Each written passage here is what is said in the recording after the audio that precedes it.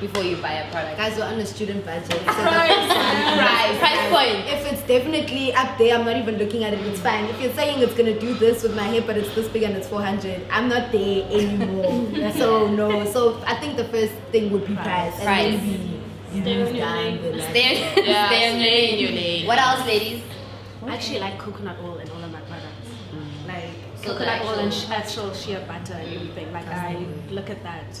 Yeah, I look like Anele was saying. I look at price, but in relation to how long it's gonna sustain me. I don't mind spending, say for example, 200, 150 on this big thing that's gonna last me 4 or 5 months. Yeah. I'm cool with that. But now spending 300 rand and then this thing is done in 3 weeks. No, that's what we're not gonna do. And then another thing is, I think we're still also subconsciously we are consumers. What you see is what you're gonna buy. What I see online is what I'm gonna try out. What I see people buzzing about is what you're gonna. That's why I have all these products there in my room that didn't even work for me. But because you see it on YouTube, you see it on Instagram, you're like, let me try it. Try it, doesn't work. Same, like I want to try Eco Styler so badly, like that gel Eco Styler. I want it so bad. Cancelled now. Yeah, But then again, yeah. So The boys don't look at me as much as my cousins, so that I carried with me. So that was the work I had to do on myself, just to accept that I have more Afro kinky hair and my cousins have more loose curls hair and whatever. So that's just sorry guys, I just went real deep. But I just wanted to show that it's not a. I don't think it's just something that we as Afro girls go through, because I think my cousins were like, oh my gosh, your hair is so nice and thick, like, and they have really thin hair, and they're like, hey, your hair's so thick, and I'm like, honey, but I want the curl. It might be thick, but I want like a cloud. Exactly. So it was something that I had to work through myself as well. No, there's something that my grandmother normally says. She would say, a person who owns a butchery does not like meat that much. True. Okay, have you guys heard of the My Natural Hair brand before?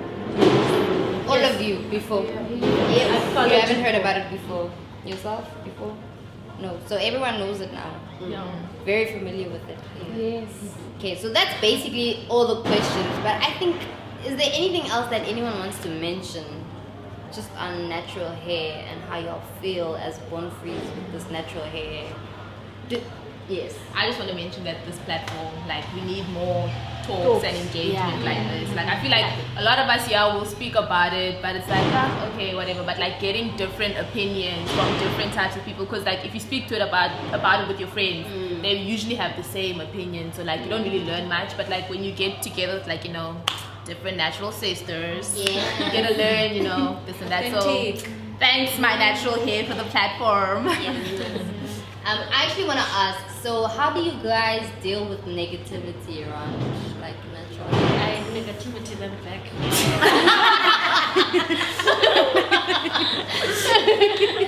Hey, it's just really block out your haters. Like, I'm happy. Why is it a problem for you? Why is it? People need to stop touching our hair first of all. Like, Thank you. We need to stop acting like this is this amazing thing. We're in South Africa. Our hair is, I don't understand. Wow, can I feel it?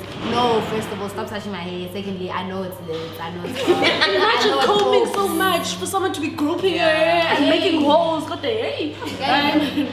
Like I do promo and stuff. Yeah. So I always work with white people. I'm not racist, but those people have no respect for our hair. They don't. They'll be like, oh my god, I love your hair.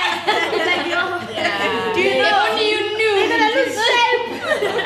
Thank you. Okay. So yeah, guys, it's the very same people who call it untidy to start wanting to touch your hair. Can I touch? No. And family? please don't.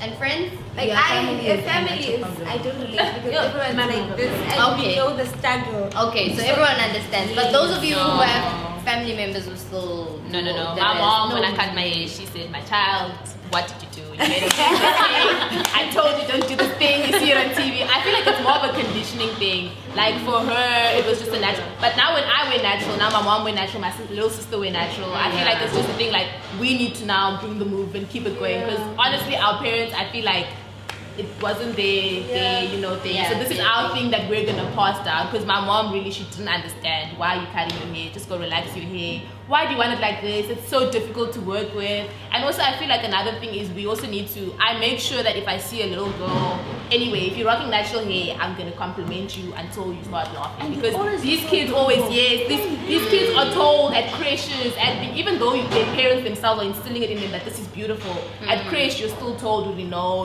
this hair is the pretty hair, whatever. So when I see a kid, I'm like, girl, your hair's popping, your hair's cute. Just let them know that, this is me, this is cute, Yeah. And another thing it's affordable. Imagine it relax every 6 weeks. Affordable. I beg to differ. I'm with her. It can be affordable.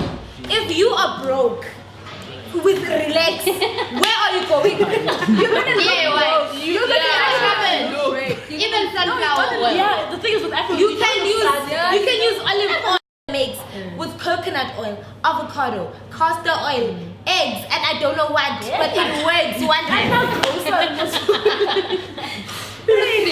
So if you don't afford to buy any hair product, still your natural tones works.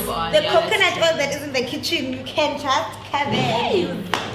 But your hair will shine. Amazing. Yeah. I don't know why people forget about the castor oil. Why did we Why did our parents make us drink that thing? It smells so nice. That's a different conversation. I was actually the same castor oil my mom used to make me drink when I was sick. Maybe that's why we don't like it that much anyway. I wanted to know then, okay, I'll end the conversation here, but I just wanted to know, get you guys' feedback. Do you guys think that the natural hair movement is still very prevalent in the urban spaces rather than Ikasi, rural? That's a chat. Because the thing is, like she was saying, we need to have conversations like this. Black people don't want to talk about these things. They don't care. They don't care. They don't care. They don't want to read. They don't want to they don't want to talk about. It's boring. Yeah. But you know what it is? It's still very urban. Yeah, I think colored people, colored people is like, oh, like a biggie. And because that's the thing, like they want, black people message me and then they'll be like, what do you use to get you like that? And then I think to myself, I can even tell you the products, but it doesn't mean you use it. And then come like, and I take with no time, I want my hair to be like this, and I'm like, get away, but how?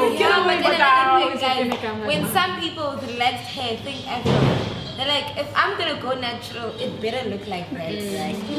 So it's also a misconception of not understanding what your real hair is actually supposed to look like. I think for me, if you take it back to why our mothers relaxed our hair when we were younger, is because this is too much to handle. Even when we cut our hair, they're like, dude, you're causing so much work for yourself. But now, for me, I feel like it's because now I have knowledge about, listen, the thing is that my hair is very, but now there's conditioner, there's leave-in conditioner, it makes it softer, makes it more manageable. I know all of that. I have, no, castor oil, you can do this, at night you do this. I understand all of that, so I know how to manage my hair. But like, if you're looking back now, like Bomakas, whatever, they don't know all of this. They don't know no Boma leave-in conditioner. So for them, it's still like, no, listen to your hair, it's too much. Even so, they don't think it's cool enough. Yeah, they that's all true. on the weaves. I think it's also just the education that our salons are That's right. It's like it boils down to just bad education. I also love the fact that affordable. Yeah. I used to do cornrows before natural hair, and I used to go to salon every month, but now I go salon after 3 months to treat my hair. Yes. So it is affordable. It is. I agree. It can be affordable, ladies. Depending on your lifestyle. Yes. Anyway, I wanted to say that I actually love the fact that you get natural looking Afro wigs or something like that. Like, they look really natural. Hey, there's this bounce essential thing happening. I Oh follow yes, on Instagram Insta. somewhere. There's It a lot actually of looks things new. really natural and everything. Is it expensive? And then Proper there's these- kinky. Not really. Like that. It looks like Like No, mine. like It's this. an And again, it's our hair. Honey. That one.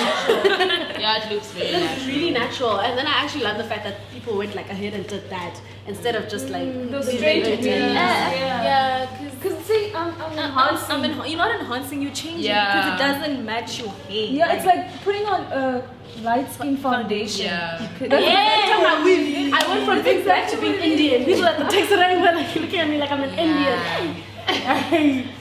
Anyone else want to add something, Sina? No, it's just a silly comment I actually saw on Facebook. Somebody wrote, girls with afro and natural hair think that they are the VIPs of South Africa.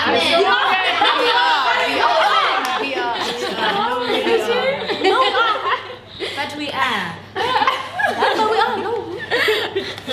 Because it took us a lot to get here. I don't know. Like it was rough. I'm the winning and I have to use like 7 products on my hair just to make it pop. Hey, leave me alone. It's I'm a VIP. Ladies, thank you so much. I think you guys are awesome, and I think we're on the right track. I think with as much drive as you guys are pushing and living in this authentic, thank you, Sina. Yeah, I'm avoiding it. But living this authentic lifestyle, I think we should promote it and continue promoting it because I think it's important. I think it speaks to our blackness, and I don't think we should ever forget that. Yeah.